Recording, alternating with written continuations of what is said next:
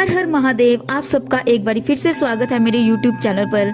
आज हम इस वीडियो में सुनेंगे शीतला अष्टमी की व्रत कथा।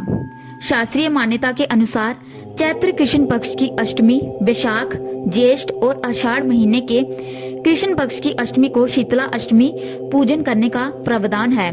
इस पूजन में शीतल जल और बासी भोजन का भोग लगाने का विधान है। श्रद्धालु शीतला अष्टमी का व्रत रखकर माता की भक्ति करके अपने परिवार की रक्षा करने के लिए माता से प्रार्थना करते हैं। इस बार 22 मार्च को शीतला अष्टमी यानी बसोड़ा का पर्व मनाया जाएगा।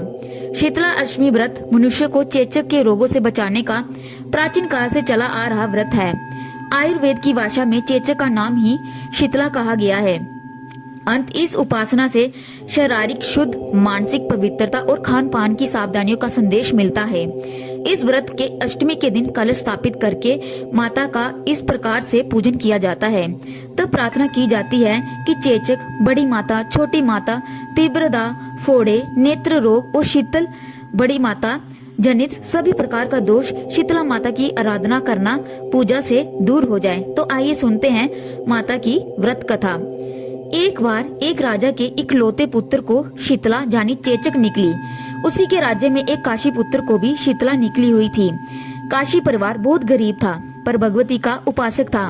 वे धार्मिक दृष्टि से जरूरी समझने वाले सभी नियमों को बीमारी के दौरान भी भली भांति निभाता रहा। घर में साफ सफाई का विशेष ख्याल रखा जाता था। नियम से भगवती की पूजा होती थी। नमक खाने पर पाबंदी थी। सब्जी में ना तो शौक लगता था और ना कोई वस्तु बुनी तली जाती थी। गर्म वस्तु ना वे स्वयं खाता था और ना शीतला वाले लड़के को देता था। ऐसा करने से उसका पुत्र शीघ्र ही ठीक हो गया। उधर जब से राजा के लड़के को शीतला का प्रकोप हुआ था, तब से उसने भगवती के मंडप पे छत चंडी का पाठ शुरू करवाया। रोज हवन होते थे। राज पुरोहित भी सदा भगवती के पूजन में निमग्न रहते थे।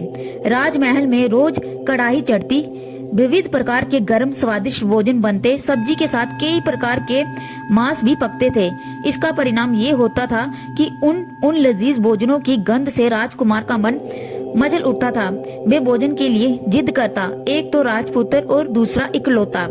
इस कारण उसकी अनुचित जिद भी पूरी कर दी जाती।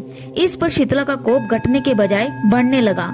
शीतला के साथ साथ उससे बड़े बड़े फोड़े भी निकलने लगे, जिनमें खुजली व जलन अधिक होती थी।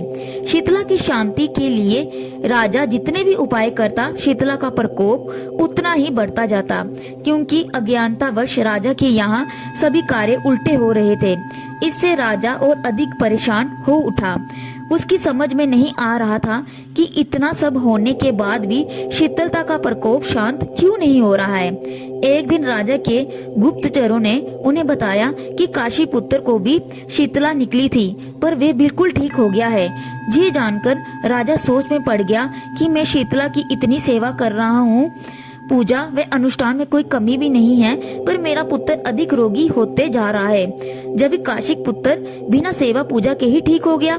इसी सोच में उसे नींद आ गई। फिर माता ने उसे स्वप्न में दर्शन देकर कहा, हे राजन, मैं तुम्हारी सेवा अर्चना से प्रसन्न हूँ, इसीलिए आज भी तुम्हारा पुत्र जीवित है।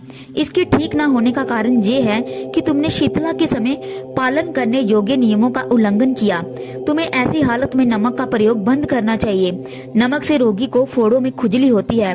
घर की सब्जियों में शौक नहीं लगाना चाहिए, क्योंकि इसकी गंध से रोगी का मन उन वस्तुओं को खाने के लिए ललचाता है। रोगी का किसी के पास आना जाना मना होता है, क्योंकि ये रोग और को भी होने का डर रहता है। अंत इन नियमों का पालन कर तेरा पुत्र अवश्य ठीक हो जाएगा। विधि समझाकर देवी अंतर्ध्यान होगी। फिर राजा ने आज्ञा का पालन किया। इससे राजकुमार की सेहत पर अनुकूल प्रभाव पड़ा और वे शीघ्र ही ठीक हो गया। इसी दिन भगवान श्री कृष्ण और माता देवी का विधिवत पूजन करके मध्य काल में सात्विक पदार्थों का भोग लगाना चाहिए। ऐसा करने से पुण्य नहीं मिलता, बल्कि समस्त दुखों का भी निवारण होता है। तो इस तरह से मैंने आपको सुनाई शीतला माता की अष्टमी की व्रत कथा। अगर आपको वीडियो अच्छा लगा हो तो वीडियो को लाइक कर दे और चैनल को सब्सक्राइब कर दे। जय शीतला माता। हर हर महादेव।